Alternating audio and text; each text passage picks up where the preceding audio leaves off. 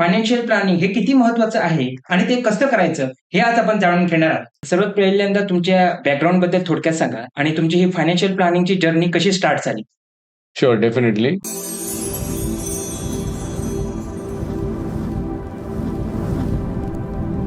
या जर्नीची सुरुवात कोइन्सिडेंटली झाली.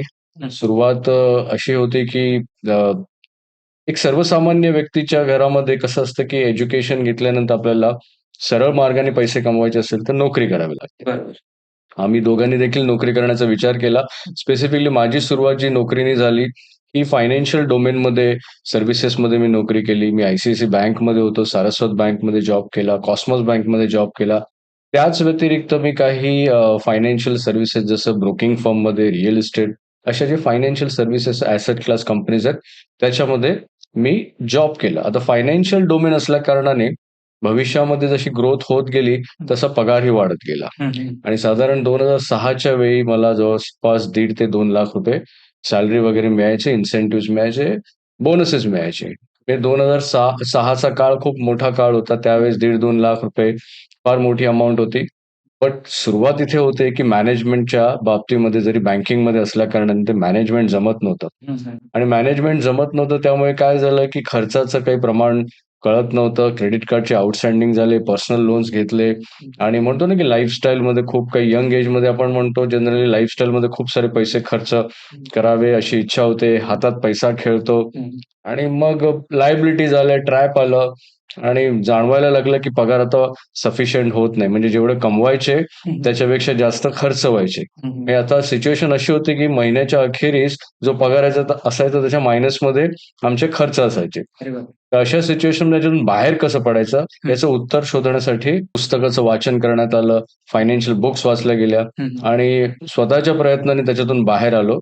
पण भविष्यामध्ये वाटलं, की खूप जणांचा हा कॉमन प्रॉब्लेम त्यावेळेसही होता आणि आजही होता. तर जाणवलं, की हे एक असं डोमेन आहे, की यामध्ये एंटर करणं फार गरजेचं आहे आणि एक न्यूजपेपरमध्ये एक सर्टिफाईड फायनान्शियल प्लॅनरचं आर्टिकल वाचलं आणि तिथून सुरुवात झाली, की आपल्याला पण या डोमेनमध्ये येण्यासाठी लोकांचं फायनान्शियल मॅनेजमेंट कशा पद्धतीने करायला पाहिजे, या गोष्टी शिकणं सायंटिफिक वेमध्ये फार गरजेचं आहे.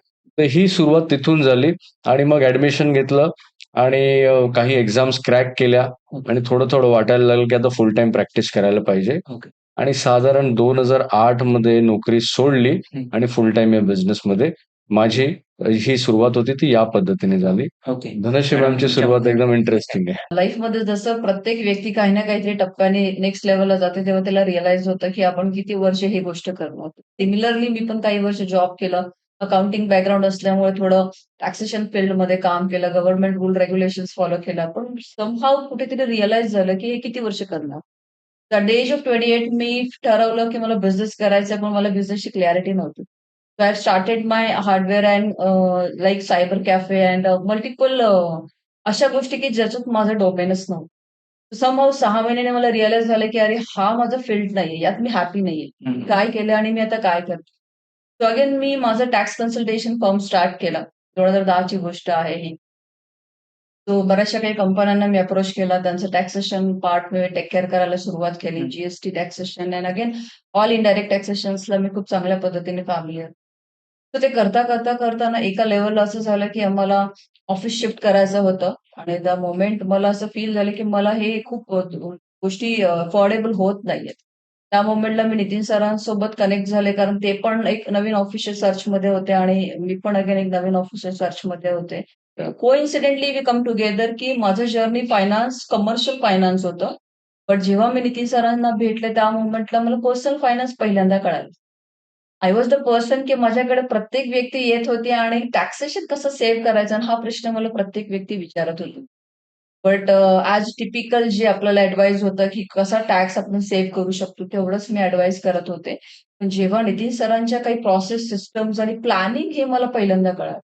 फायनान्शियल प्लॅनिंग हा पण एक डोमेन असतो. अदरवाईज हा डोमेन आहे हेही लोकांना माहीत नव्हतं. तर मग त्याच्यानंतर माझा इंटरेस्ट स्टार्ट झाला आणि मग स्लोली ग्रॅज्युअली मी काही मीटिंग्स अटेंड करायला सुरुवात केला आणि ओव्हर द पिरियड 13 वर्ष झाले आता या जर्नीला. How fast this journey come across, की आज इंडस्ट्रीमध्ये खूप हायर लेव्हलचं नाव आहे, नितीन सरांचं नाव आहे. पण या जर्नीमध्ये येताना खूप इंटरेस्टिंग जर्नी होती. कारण बऱ्याचशा लोकांचं पर्सनल फायनान्स बघायला मिळालं.